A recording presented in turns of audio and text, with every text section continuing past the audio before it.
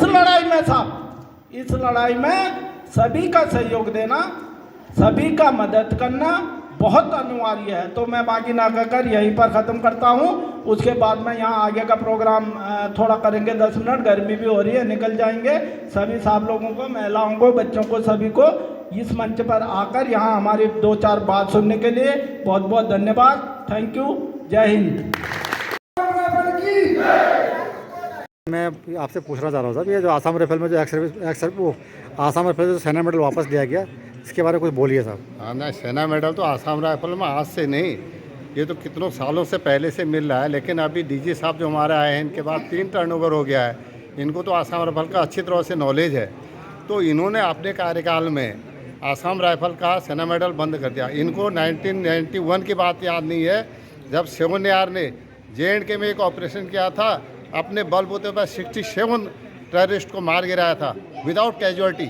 तो उस समय ये वहाँ पर कंपनी कमांडर थे। इसको तो सेना मेडल क्या, उस समय आर्मी बन जाना चाहिए था, बट इन्होंने किसी ने कोई रिकमेंड नहीं किया। जबकि हमारे से पीछे वालों का JNK है, उन्होंने वो आर्मी बन गई एक ब्रिगेडियर के कलम के लिखने से, और ये यहाँ पर लेफ्टिनेंट जनरल के पद पर बैठे हुए हैं और ये हमारा सेना मेडल हटा रहे हैं। बहुत हम लोगों को इसको बोलने के लिए हमारे पास कोई शब्द नहीं है। एक डीजी साहब को हम इतना अपशब्द कैसे बोल सकते हैं? तो इनको खुद समझ में आ जाएगा कि आसाम राइफल के एक सर्विसमैन इनसे कितना नफरत की भावना से इनको देख रहे हैं। तो इनको खुद ये वीडियो सब देख के समझ में आ जाएगा। ये इनके लिए बहुत शर्मिंदगी की बात है। धन्यवाद। ये आसाम राइफल सर्विसमैन एसोसिएशन, ये आसाम राइफल में साहब डीजी साहब, ये जो PC नायर साहब हैं, इन्होंने हमारे लिए क्या देखा और आसाम राइफल के बारे में, जवान के बारे में? साहब मैं PC नायर साहब को 2-3 बार उनकी मीटिंग यहाँ पर देहरादून में अटेंड कर चुका हूँ। इनकी करनी और कथनी में बहुत अंतर है साहब। जब इन्होंने बोला था, जब एक क्लेमेंट टाउन में मीटिंग हुई थी, उसमें इन्होंने बताया था कि जब हमने बोला था कि डुअल कंट्रोल के बारे में, तो इन्होंने उस समय हमें बताया कि मैं इस विषय में कोई बात नहीं करना चाहता क्योंकि ये आपका मामला कोर्ट में है। लेकिन जब निष्ठा से इनको पूछा गया कि आप अपनी राय दो, तब इन्होंने लिखित में दिया कि आसाम राइफल को CAPF में मर्ज करना चाहिए। तो सब ये सरासर उनकी करनी और कथनी में अंतर है।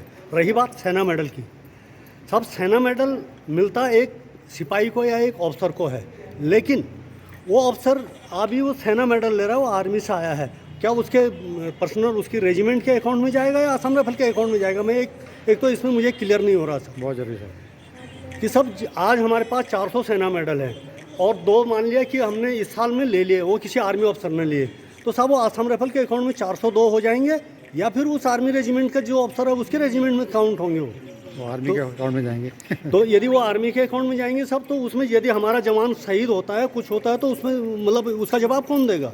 इसका जवाब DG को देना चाहिए। ऑपरेशन तो हमारा है। जब क्या वो आर्मी अफसर अकेला ऑपरेशन करने जा रहा है? उसमें जो है ऑपरेशन के लिए साहब पूरे हमारे जवान जाते हैं। आगे मेन जो 2 स्काउट है साहब, पूरा वो अपनी जान को जोखिम में डाल के जाता है, और उसके बाद सेना मेडल लेने वाला तीसरा टपक जाता है। क्या उनको मतलब ये ठीक है, मैं ये नहीं बोलता हूँ कि कमांडर को सेना मेडल मिलना चाहिए, प्लानिंग उसकी है, लेकिन वही सेना मेडल फिर उन जवानों को भी मिलना चाहिए जो उस ऑपरेशन में जा रहे हैं। क्योंकि ये कौन सी बात है सर कि तुमको पुलिस मेडल मिलेगा और तुम हमको सेना मेडल मिलेगा? तो ये तो सब बिल्कुल सब सरासर अन्याय है। आप सब कुछ बोलना चाहोगे? मैं सेना मेडल के बारे में हम ये बोलना चाहते हैं जी कि आसाम राइफल जो है सबसे पुरानी फोर्स है, और इस फोर्स का रोल जो है ज़्यादातर इंसर्जेंसी नॉर्थ ईस्ट में है। ये आर्मी से भी टफ से टफ काम कर रही है। तो इस फौज का डिग्रेडेशन नहीं किया जाए, अपग्रेडेशन किया जाए और मेडल दिए जाए, लेकिन ये सेना मेडल जो है बिल्कुल नहीं हटना चाहिए। क्योंकि नायर साहब ऑलरेडी 3 डेपुटेशन यहाँ पर कर चुके हैं, और यहाँ पर सर्वे सर्वा एज ए सेक्रेटरी का पोस्ट वहाँ पर लेफ्टिनेंट जनरल की पोस्ट पर है। तो उनको इस चीज़ के बारे में फाइट करना चाहिए। सुनने में आया कि ऊपर से नहीं हुआ, आप नीचे से रिकमेंडेशन करोगे तो कोई छुप नहीं सकता है कि भाई हम उनके आदिन काम कर रहे हैं, उनको पता है कि हमारी फौज क्या कर रही क्या नहीं कर रही। इसका पक्का जो है अपग्रेडेशन होना चाहिए, और इसकी लड़ाई हमारी जारी रहेगी जब तक ये सेना मेडल बहाल नहीं होगा। धन्यवाद। ये Assam rifle ex serviceman association Dehradun साहब, जो आसाम राइफल से DG साहब PC नायर साहब ने जो सेना मेडल वापस लिया है आसाम राइफल के जवानों से, उसके बारे में आप क्या बोलना चाहते हैं? साहब ये तो हम पहले से कह के आ रहे हैं, मैंने कई बार बता भी दिया है DG साहब को, 100% सतोला व्यवहार करते हैं। आर्मी अफसर कोई भी है आसाम राइफल को गुलाम समझती है। उन्होंने जानबूझ के किया है और वो गृह मंत्रालय के या डिफेंस के अंदर थोपते हैं। उनको मैं कहता हूँ ये आगे आज हम फोटो लगा के खड़े हैं, उनके चरण वंदना कर रहे हैं, इनसे काम सीखो। जितना भी उन्होंने काम किया था वो 1986 के बाद सारे ध्वस्त कर दिए हैं इन्होंने। और उसमें सर्वप्रथम जब आसाम राइफल का इतिहास लिखा जाएगा, लेफ्टिनेंट जनरल पीसी नायर साहब का सबसे काले अक्षरों में काला इतिहास लिखा जाएगा वहाँ पर। और ऐसे डीजी से ये हमारे एक्स सर्विसमैन कितनी नफरत कर रहे हैं उनको पता चल रहा है, आगे चलता रहेगा। धन्यवाद। ये Assam rifle ex serviceman association Dehradun में मीटिंग चल रही है, जिसमें से कि आसाम राइफल से सेवा मेडल दिया गया। तो मैं जो हमारे सैनिक हैं इनसे जानकारी चाहता हूँ। हाँ साहब, आप कुछ बोलना चाहते हैं आसाम राइफल को जो ये सेना मेडल दिया गया है, इसके बारे में आप कुछ बताइए। हम ये चाहते हैं कि हमारे जो पहले जिस तरह से चल रहा था उसी तरह से भी वो हमें सेना मेडल मिलना चाहिए, क्योंकि काम हम आर्मी के तौर पे कर रहे हैं, तो हमारा सेना मेडल हमसे क्यों छिना गया।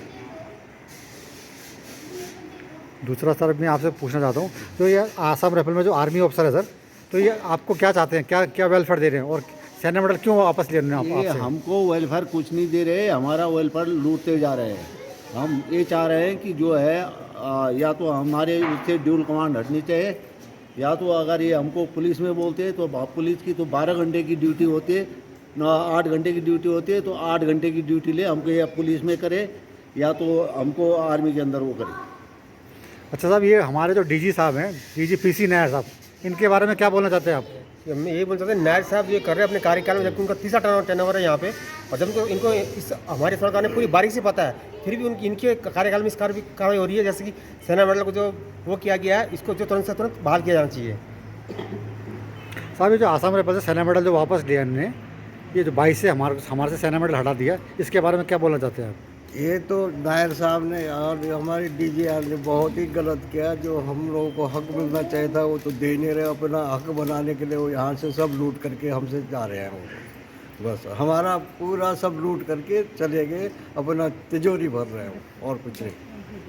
ये आसाम राइफल में जो आर्मी ऑफिसर है साहब, और आपको जो हमारे साथ यहाँ पर 80% आसाम राइफल में जो आर्मी ऑफिसर है, तो ये आपको क्या वेलफेयर दे रहे हैं? आप बोलिए साहब थोड़ा। वेलफेयर दे तो नहीं रहे हैं, वेलफेयर ले रहे हैं। कोई भी ऐसा ऑपरेशन हो जिसमें आसाम राइफल का सिपाही हमारा जवान ड्यूटी में जाता है, कोई भी ऑपरेशन ड्यूटी जिसमें आर्मी ऑफिसर्स को या कोई किसी भी आर्मी पर्सन को ऐसे मेडल, सेना मेडल वगैरह मिलते हैं, तो हमारे आसाम राइफल वाले को मिलना चाहिए। बहन जी, मैं आपसे थोड़ा छोटा सवाल पूछूंगा। ये जो आसाम राइफल से जो सेना मेडल लिया गया, आप उसके बारे में कुछ बोलना चाहेंगे? मिलना चाहिए, सुविधा कुछ नहीं दे रहे आसाम राइफल को, आर्मी तक उसकी MS तक की सुविधा नहीं है। आप बोले बहन जी, जो सेना मेडल जो हमारे से वापस लिया गया है, इसके बारे में क्या बोलेंगे आप? मिलना चाहिए, वापस मिलना चाहिए। आसाम राइफल को सेना मेडल मिलना चाहिए। जब आर्मी ऑफिसर जी और फैसिलिटी कुछ है नहीं खास। सही बात है, अपना वो मेडल तो मिलना चाहिए, एक सम्मानित वो है। मैडम का बोलना ये है कि जब आर्मी ऑफिसर यहाँ पर ड्यूटी कर रहा है तो आर्मी ऑफिसर को मिलेगा, तो आसाम राइफल के ऑफिसर को नहीं मिलेगा। आसाम राइफल के सैनिक को भी सेना मेडल मिलना चाहिए। हाँ साहब, आप कुछ बोलना चाहेंगे साहब पीसी नायर साहब के बारे में? बोलना चाहता हूँ पीसी नायर साहब को कि आप जो है आसाम राइफल में चौथी बार आ चुके हैं। पहले कैप्टन में आए, उसके बाद जो है कर्नल में आए, और अभी जो है उसमें जो है जनरल के उसमें आए। 3 दफ़े किस लिए अगर ये CPU था तो इसमें क्यों आए? अगर आपने हमारा अधिकार छीना है, जो हमको मिलने वाला हक था, पहले मिलता था, अभी 2022 में जब आप आए तब से ये बंद क्यों हुआ? इसको बहाल करो, या तो आप जो है आना इसमें डिप्यूटेशन में आने में बंद करो। आपकी हमको जो है ज़रूरत नहीं है आसाम राइफल में।